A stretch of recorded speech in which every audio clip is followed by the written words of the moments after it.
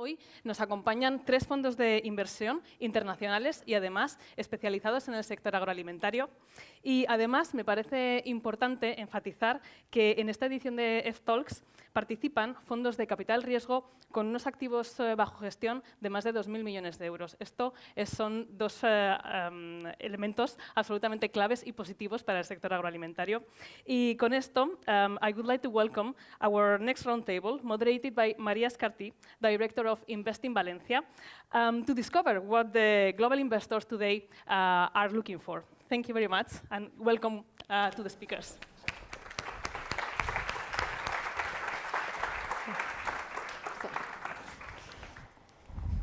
Well, thank you so much, KM0. Thank you for this amazing organization.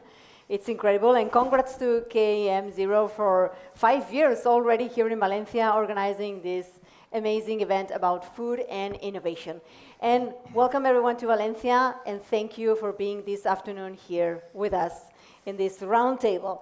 My name is María Escartí. I'm a managing director at Investing Valencia. It's the investment attraction agency for the city of Valencia, part of the City Council and Chamber of Commerce. But, okay, I'm not here to talk about that. I'm here to talk about food innovation, and the topic here today is the impact of our investment in food. And we have 3 amazing experts here today with us. I'm going to introduce a little bit, each one of you, but then please feel free, of course, each one to introduce yourselves. So I have here with me Marta Laorden. She's a partner at McWin Capital Partners. She's based in Madrid, right? Well, you're VC director, actually. Yeah, VC director. VC director. Yeah. And we have Emilio. Thank you for being with us, Emilio Restoy. He's the CEO at the TheFoodTechLab, and he's based in Madrid, but also the TheFoodTechLab is based around the world, I believe. Correct. Right? Yeah. And Olaf, Koch, thank you for being with us here today. Olaf is based in Berlin, and Olaf is a partner at ZINTINUS. And the 3 of them have amazing and extensive experience in the food tech sector. So, Marta, I have you here. So, can you please explain a little bit more of what you do and what McWin Capital Partners are you doing? What are you doing with the food tech and innovation? Okay, thank you. Well, first of all, I want to thank you, Kilómetro Cero, because this is a great initiative of connecting all the ecosystem, and it is great to be part of this panel where we try to share and collaborate as much as we can, and also end up getting to know what are the real needs in the corporate world. So thank you very much for the initiative. In McWin, what we do, we invest only in food, but we invest in food service and in food technology. So when we started, our founders created Amrest, and they are very well known in the industry, and they were operators, and they sold the company that they created with 2,400 restaurants. So when they sold it, they decided that the world, the food, needed to have a transformation. And so that's why they created McWin Capital Partners, with the idea of investing in food service and in food technology, to make synergies in both of the verticals, similar to what the corporate world is doing, right? Because the corporate world is getting this innovation, open innovation, and what the consumer really wants in the corporate world, we do more or less the same with our portfolio of restaurants. And the thesis has proven to be right. We try to understand what the consumer wants and try to incorporate technology in all of those restaurants and trying to transform the industry from our perspective. Yeah, thank you. And Emilio, what about the Food Tech Lab? What are you doing, and what are you doing there, and what is the Food Tech Lab doing? Right? Yes, thank you for being here, and again, congratulations to Kilómetro Cero for the gathering. The Food Tech Lab starts in a slightly different way from most venture capital. We are a group of colleagues and friends that we have plenty of experience in the food industry in every sector. Myself, I was a CEO of a wine and spirits company for 14 years. And we came together and we realized a couple of simple things, but took us some time to realize, and I think they are strong. One, if I may say, Food tech is the new high tech. Food tech is growing at enormous pace. It's going to keep on growing. We are scratching the surface, and it will change a lot of things. Second, corporates don't have a clue how to handle it. We came from corporate companies.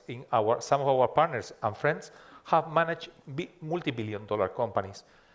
It's difficult for a corporation to manage it. I know it sounds weird, but corporations are so big, are so complex. If they try to apply their methodology to startups, it doesn't work.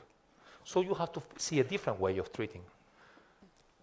Third, the technology is there.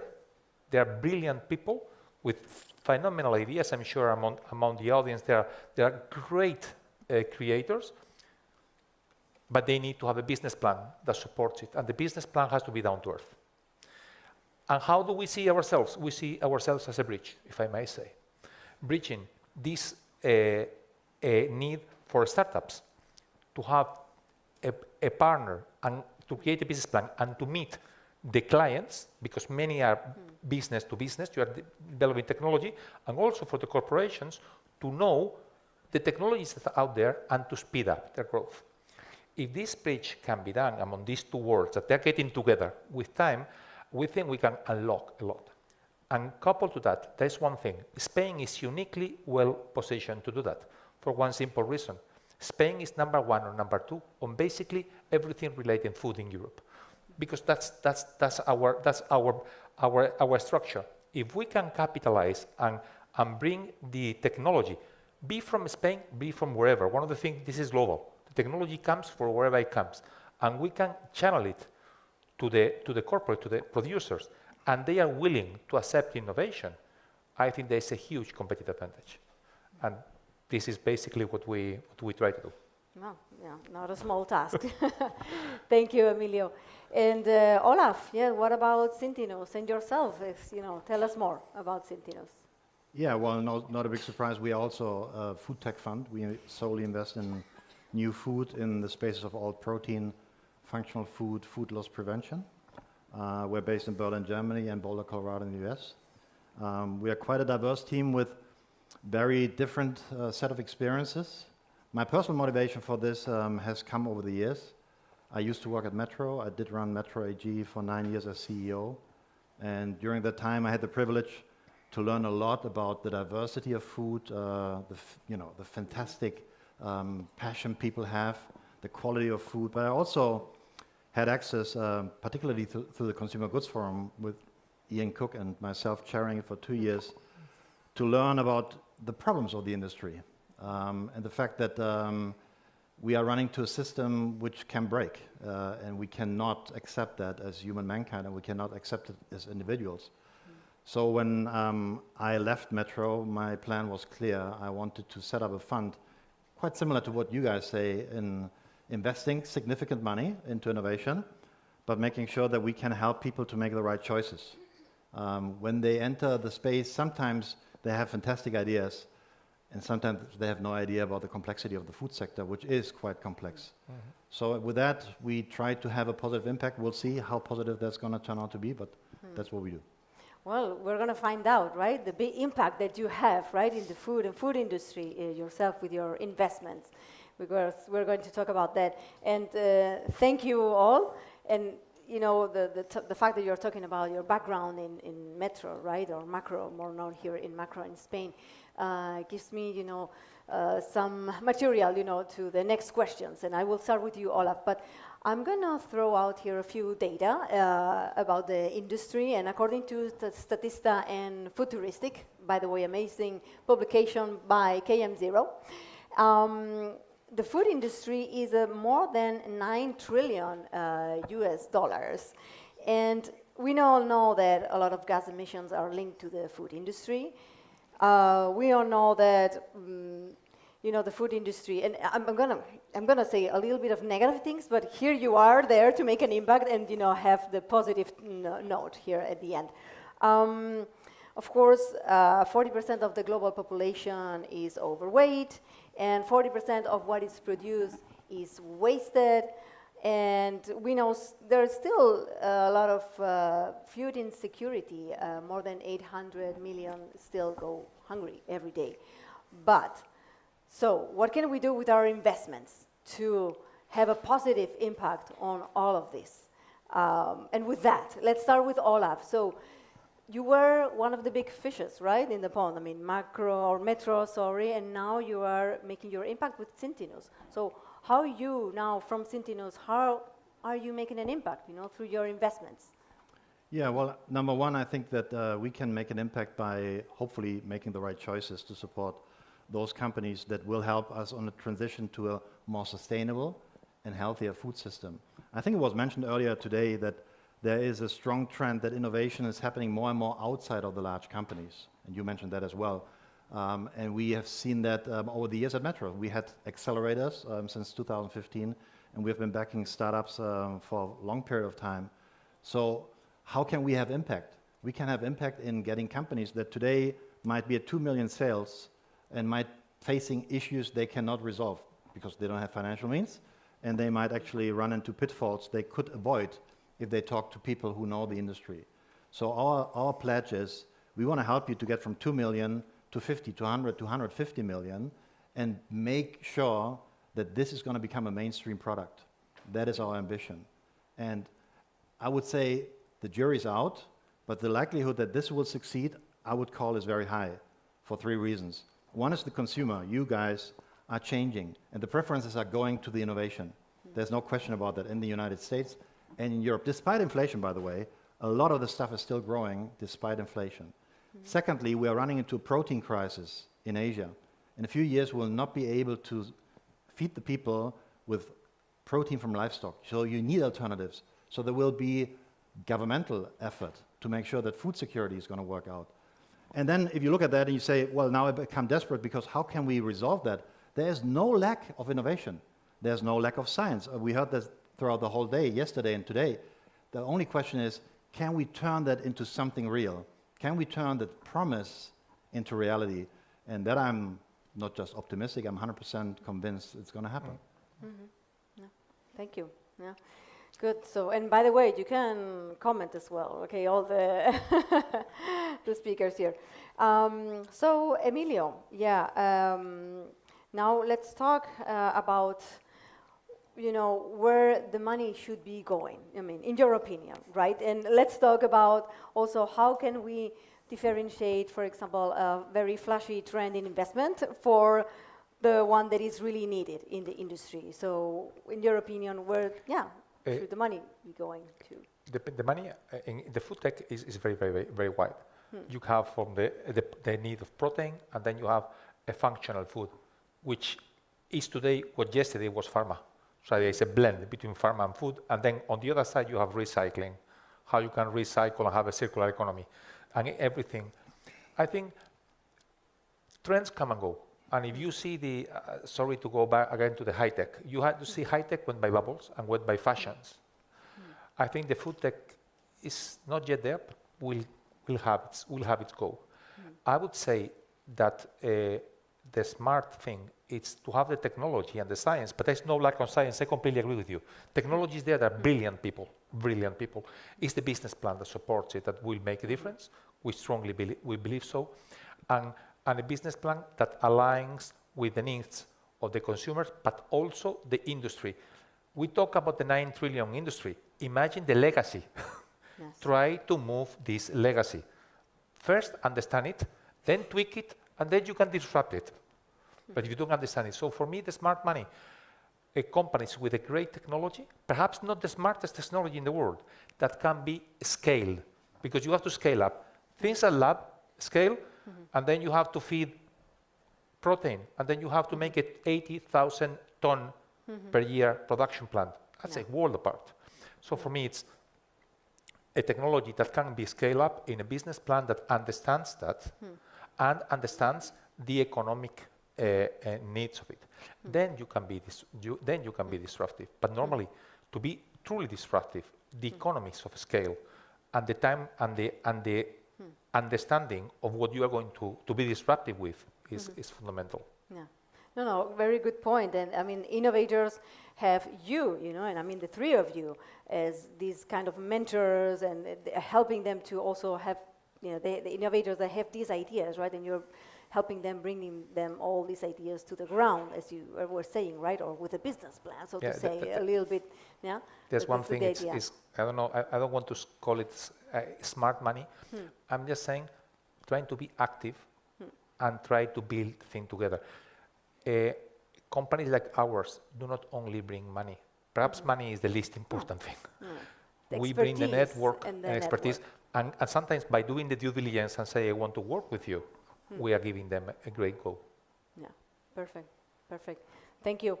And Marta, so for you, can you tell us, and this is actually for all of you, we can talk about that. Can you tell us more about your portfolio? What, latest investments are really innovative at McWin Capital? I suppose that we do all more or less the same, right? We look into finding the real needs, right? We invest in things that are necessary for the industry. We want to, something that is going to be used by the consumer. And one of the things that happen in the food industry is very high intensive in capital, right? So again, this is something that only the funds cannot do, and so that's why it's great that we have this ecosystem. So every time that we invest in a company, because we find that innovation or science or alternative proteins, which is going to reduce or tackle the problem of the people in Asia, and it is going to reduce the water usage in elsewhere. All of that requires a lot of money and requires the customer, right? So that's why we cannot do it by ourselves. One of the investments that we do, the way we look impact in our company is things that are going to impact today.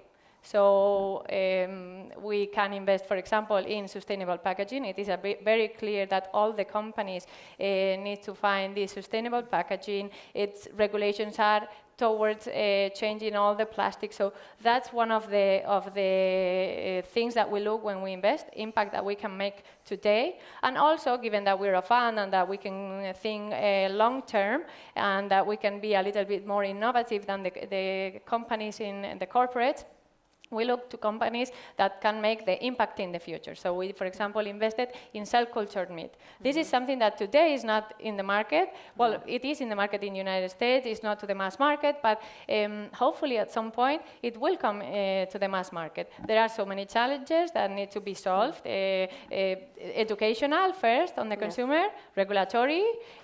How are we going to produce it? I mean, are the corporates going to come in and also help? In the case of cell-cultured meat, we have JBS, who has invested in biotech foods, which probably is a trend, right? So that's the way we look our investments. Another of the topics that you mentioned is food security, right? And for that, we invested in a company that is a vertical farming company. With the idea, I mean, it is complicated, again, that these companies get to be sustainable on day one, but I mean, food companies had long time in order to evolve, to progress, to get to the consumer, and now we're asking these companies to bring, to be sustainable in a 10-year fund term, which is quite complicated, right? I mean, all the businesses from the food industry took long time to evolve. And so this is a vision that we have. We think that the vertical farming is going to evolve, and it is going to bring closer the production to the consumption area. So that's the way we look the impact in McWin. Yeah. Well, many challenges you were mentioning, and it's very interesting. I think cell-based meat, right, is also a challenge, and there's a debate right around that. I mean, it's really, really interesting. Any of you that want to mention an innovation, an interesting investment? I would say packaging and sustainable packaging. There is a clear initiative worldwide and led by the European Union, which is that the packaging has to be fully sustainable and recyclable by 2030. The technology today is not, another question. And has to be in 7 years. So there is and here there is a massive incentive in doing that. And I don't think a single technology will do. To give you an example, we are invested in a company that wanted to recycle food and beverage packaging, the cartons or the packs, the milk packaging, not to say the brand. today, the technology today cannot recycle, but the legacy of the technology is about 10 billion. There is about 10 billion invested worldwide in recycling one thing that they can only partially recycle. So if you try to go head-to-head against 10 billion euro in legacy, I can imagine the result. So it's trying to understand this technology and then working together and in bridge, partnering with existing legacy, and how can we together do it better and do it in an economical and feasible way. If it can be done, then you can really revolutionize an industry. Times it takes longer, but once you establish a technology that is economically, well, it's technically feasible and economically makes sense, it happens faster. But you have to understand really the legacy, what is already in the industry is already there, and that it's difficult that you work against them. Thank you. Now we have the last minutes, and I have a final question for you all. Let's think about the future, because we are here at a future event, right? I mean, the future of food. We're thinking about the future of food. So now let's travel to the future. It's year 2050. And what is McWin Capital investing in, Marta? Well, I am biased to the personalized nutrition and healthy eating. So trying to avoid that at some point we will have a pill to eat, trying to avoid that because the other side of the house probably will kill me, given that we are doing restaurants. But I would love to see, or I would love to invest in something that is personalized and that will help as a food as medicine, right? That will help prevent a lot of diseases that come from diet. Yeah, that's good. I would love to see that, as well. Emilio or Olaf, please. Yeah. Well, I think that we will see a total transition of the food system. No lesser than that. I'm not a prophet, so I cannot predict the future, but the protein industry will be completely rebuilt.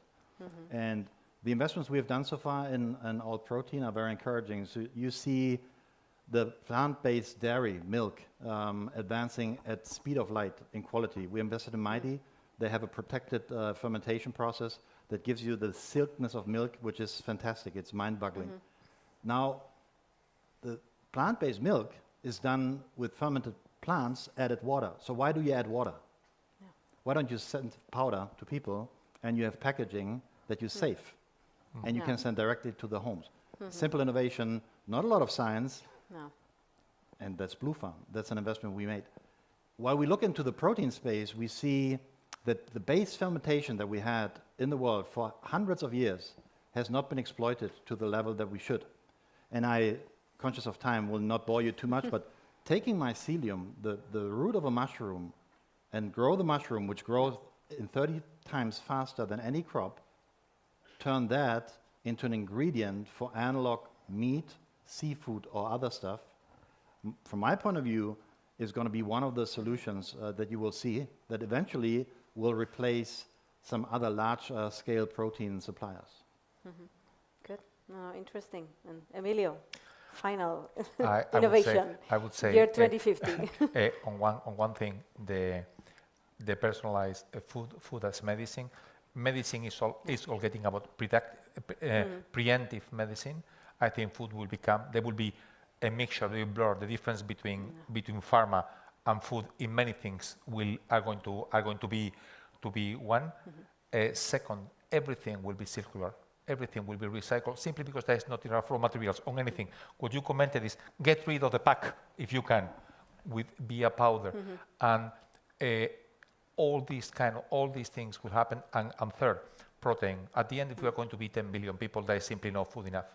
So, but that industry will become a massive industry, like today is heavy chemistry and chemical industry. And to move that, we will need a plan, which has to be governmental plan, similar to the investment we had when we decided we want to go to renewable energies. Because the amount of money to do that is going to be huge, way beyond the scope of venture capital, even private equity. We will see and define or help define the technologies, but they will be fully implemented, I think, in a governmental, in a global way. It's the only way forward. Well, many thanks. It's a great way to finish this roundtable. Many, interesting insights from your side. Many thanks. I hope the audience that you have enjoyed, this insight from the experts. So thank you very much. And please, let's continue the conversation, connect on LinkedIn with everyone here, connect with us also, or Invest in Valencia on LinkedIn, but with the experts here, with Olaf, Koch, with Emilio Restoy, and with Marta Laorden. Thank you very much for your insights. It's been a pleasure, and thank you, KM0, for this space, for insights and innovation. Thank you very much. Thank you very much. Thank you.